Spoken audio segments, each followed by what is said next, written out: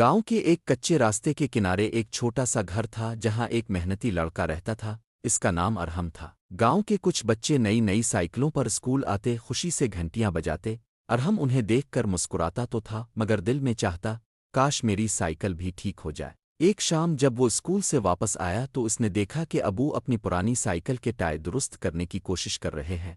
अरहम ने कहा, अबू मैं आपकी मदद कर दूं। अबू ने मुस्करा कर कहा, बेटा हमारा वक्त भी अच्छा आएगा, अभी मेहनत करनी है, जब कुछ बचत होगी तो हम तुम्हारी साइकिल ठीक करा देंगे। अरहम ने इस बात में सर हिलाया। एक दिन स्कूल के बाद अरहम अकेला बैठा अपनी टूटी साइकिल का टायर देख रहा था। इसी वक्त उस्ताद सरफराज वहां से गुजरे। उन्होंने पूछा। अरहम ने धीरे से कहा, उस्ताद जी साइकिल टूट गई है, मुरम्मत के पैसे भी नहीं है। उस्ताद ने इसकी पीठ थपथपाई। बेटा जिंदगी में इंसान का असल इम्तिहान इसी वक्त होता है, जब हालात मुश्किल हों लेकिन हिम्मत फिर भी बाकी रहे। जिसने हार नहीं मानी अल्लाह इसके रास्ते खुद बनाता है। अरहम ने ये बात दिल में बैठा ली। इस दिन के बाद अरहम ने फैसला किया कि वो अबू का हाथ बटाया करेगा। इसने शाम को मोहल्ले के बच्चों को पढ़ाना शुरू कर दिया। कोई 10 रुपए देता, कोई 20, कोई मुस्करा कर जज़ाक अल्लाह कह जाता।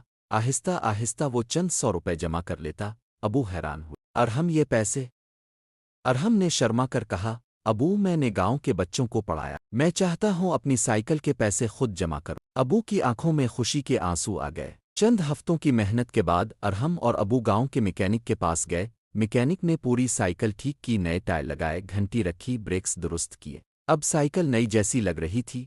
अरहम साइकिल पर बैठकर ऐसे खुश था जैसे दुनिया की सबसे बड़ी चीज पाली हो। लेकिन इसकी असल खुशी ये थी कि इसने खुद मेहनत से ये सब हासिल किया था। अगले दिन जब वो स्कूल गया तो सब बच्चे हैरान थे। कोई बोला, अरे ये तो नई लग रही है। कोई कहने लगा, क्या अब तुम भी रेस लगाओगे? अरहम ने मुस्करा कर जवाब दिया, मैं रेस लगाने में नहीं, मेहनत करने में खुश, यही असल जीत है। उस्ताद सरफराज ने दूर से इसे देखा और फखर से मुस्कराए। अरहम के अंदर जो हिम्मत और खुद एतमादी आई थी वो इसके चेहरे से साफ दिखाई दे रही थी। सबक, मॉरल, मुश्किल हालात इंसान को रोकने के लिए नहीं आते, बल्कि इसे मजबूत बनाने के लिए आते हैं।